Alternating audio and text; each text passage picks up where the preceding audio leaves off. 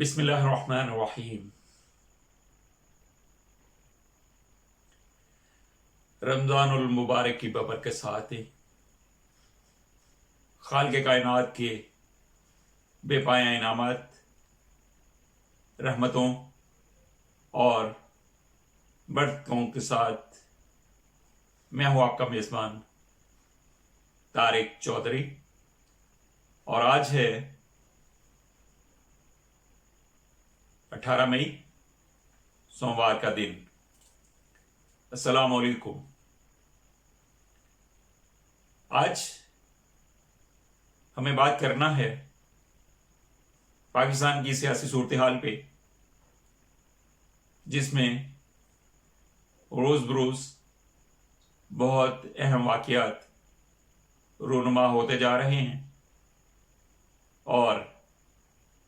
لگتا ہے کہ آنے والے دنوں میں پاکستانی سیاست میں بڑی تیزی سے اتار چڑھاؤ ہوتا ہوا نظر آئے گا، اور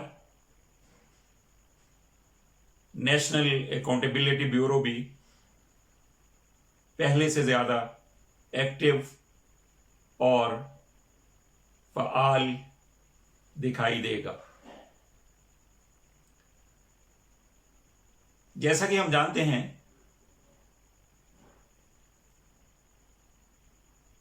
خواجہ سعد رفیق، سلمان رفیق کی گرفتاریاں، جیلیں، رانا ثناءاللہ کی طرف سے اینٹی نارکوٹکس فورس کی طرف سے کارروائی، ان کا جیل جانا،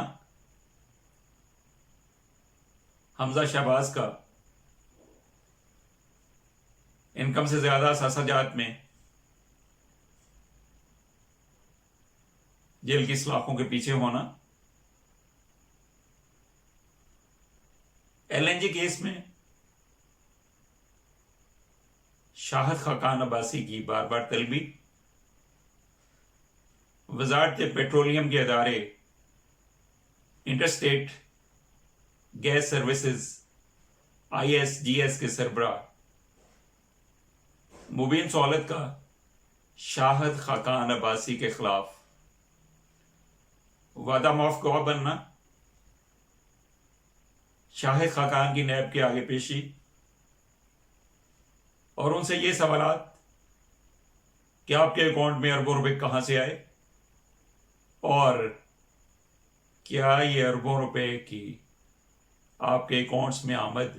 انہی دنوں میں ہوئی جن دنوں میں LNG معاہدے پہ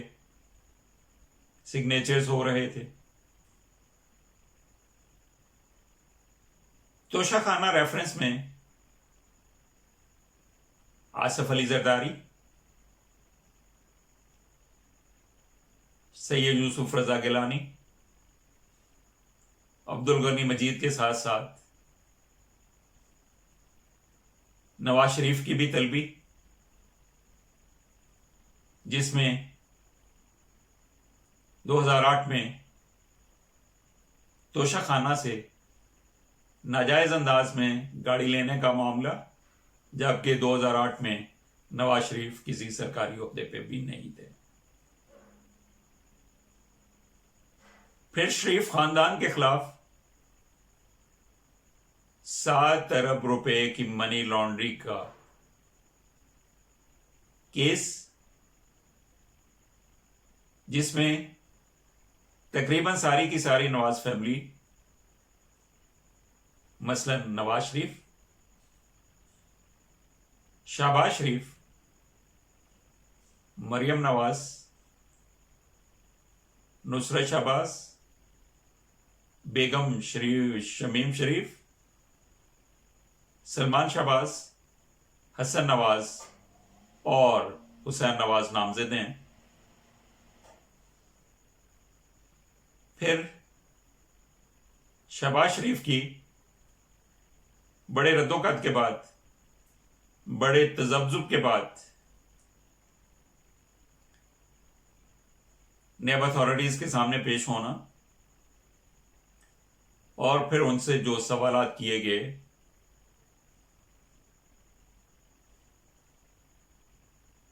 کہ آپ کے بیرون ممالک میں جو جائیدادیں ہیں وہ کہاں سے آئیں، اس کے پیسے کہاں سے آئے، تو انہوں نے کہا جی کچھ دوستوں نے دیے تھے، اور جب دوستوں کا نام پوچھا گیا تو وہ بتا نہ پائے، انہوں نے کہا جی مجھے یاد نہیں ہے۔ اور جب دیگر ان کی خاندانی پراپرٹی کی تقسیم کے حوالے سے پوچھا گیا تو انہوں نے کہا جی میرے حصے میں ایک شوگر مل آئی تھی، اور جب پوچھا گیا کہ یہ 14 کمپنیاں کہاں سے بنی تو انہوں نے کہا کہ یہ سلمان شہباز سے پوچھی، اور جب پوچھا گیا کہ نصرت شہباز اتنی جائیداد کی مالک کیسے بنی جبکہ ان کے پاس تو کچھ بھی نہیں تھا، تو انہوں نے کہا جی بیگم صاحب آزاد ہیں، آپ ان سے پوچھیں۔ اور جب یہ پوچھا گیا کہ آپ جب کچھ کرتے نہیں ہیں تو گزارا کیسے ہوتا ہے، تو فرمانے لگے کہ میں نے 10 بھینسیں رکھی ہوئی ہیں، وہ دودھ دیتی ہیں،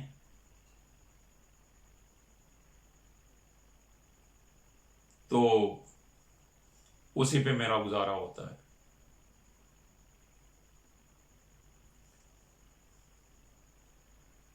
معروف صحافی مبشر لقمان نے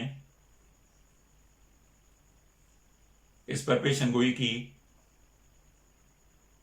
کہ عید سے پہلے پہلے مسلم لیگ نواز شریف گروپ کے صدر شہباز شریف جیل کی سلاخوں کے پیچھے ہوں گے، اور 3 اور لوگ بھی ان کے ساتھ ہوں گے۔ روف کلاسرا نے تفصیل سے 10 بھینسوں کی بات کی، اور مزہ لے لے کے انہوں نے لکھا کہ 10 بھینسیں کتنے کروڑ روپوں کا دودھ دیتی ہوں گی۔ عارف حمید بٹی نے کہا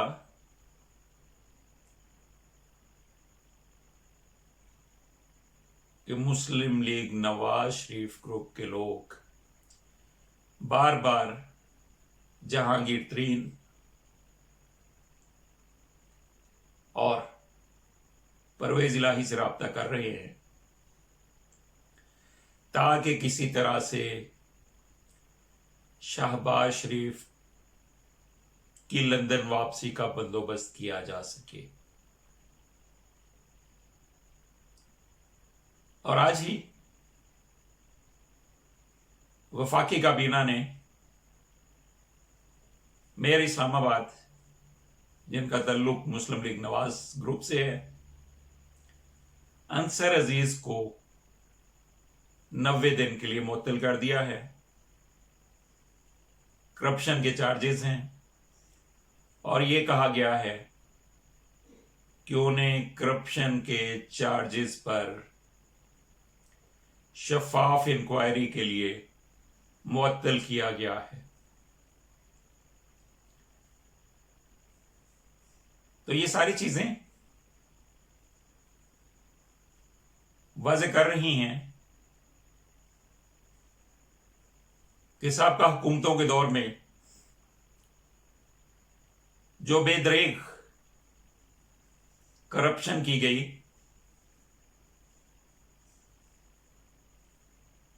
قومی مسائل کو شیر مادر سمجھ کر کھلے عام ہڑپ کیا گیا، دونوں ہاتھوں سے ملکی وسائل کے ساتھ کھلواڑ کیا گیا، تو اس کا حساب، اس کا احتساب اب ہوتا ہوا نظر آ رہا ہے، بلکہ لگتا یہ ہے کہ آنے والے دنوں میں نہ صرف اپوزیشن سے تعلق رکھنے والے کرپٹ لوگ، بلکہ پی ٹی آئی کے اندر پائے جانے والے کرپٹ لوگ بھی احتساب کے اس سیلابی ریلے کی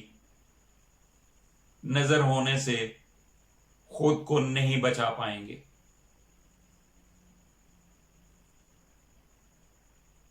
اسی اثناء میں وفاقی وزراء شبلی فراز اور شہزاد اکبر کا یہ کہنا کہ نیب شہباز شریف کا نام ای سی ایل میں ڈلوائے تاکہ مسلم لیگ نون کے سربراہ لندن کی طرف دوبارہ سے مائل بے پرواز نہ ہو سکیں۔ انہوں نے یہ بھی کہا کہ شہباز شریف جن فرشتوں کو اپنی بھینسوں کا کروڑوں روپے کا دودھ بیچتے تھے وہ سامنے آ چکے ہیں۔ شبلی فراز نے یہ بھی کہا کہ کرونا پاکستان میں تباہی پھیلا رہا ہے،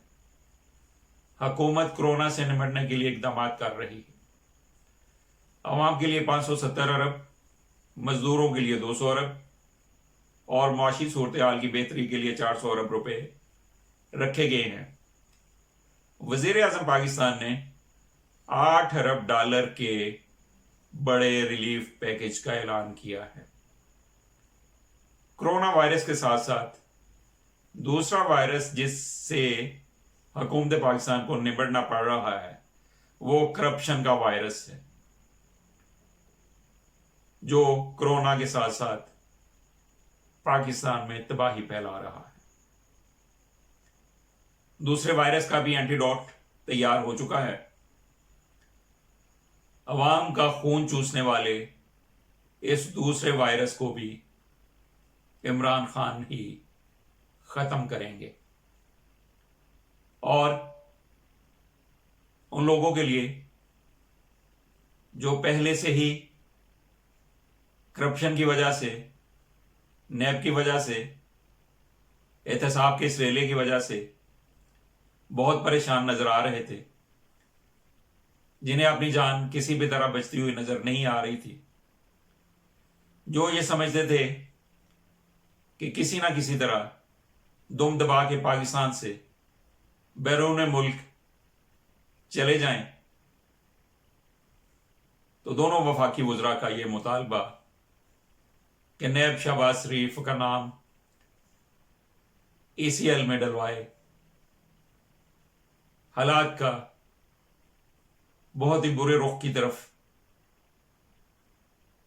جانا ہوا دکھلائی دے رہا ہے، اور لگتا ہے کہ پاکستان مسلم لیگ نواز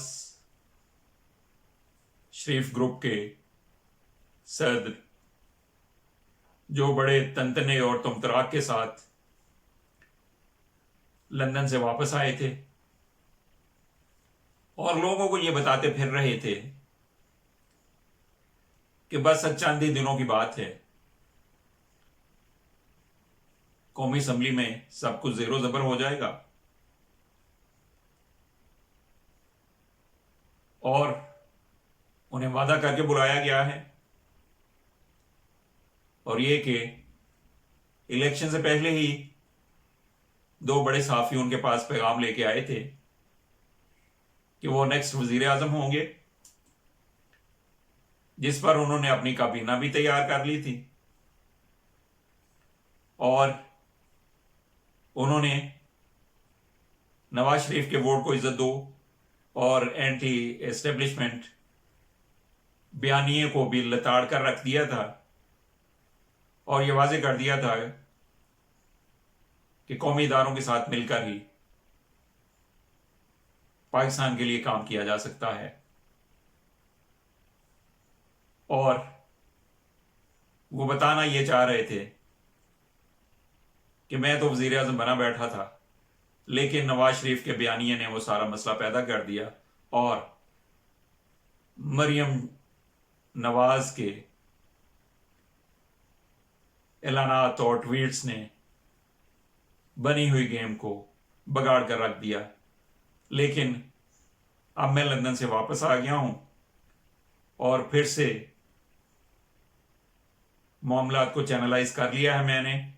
اور ان قریب حکومت اپنے ہاتھوں میں آنے والی ہے۔ لیکن اب لگتا ہے کہ اگر ECL میں ان کا نام آ گیا اور TDs اور منی لانڈرنگ اور انکم سے زائد اثاثہ جات،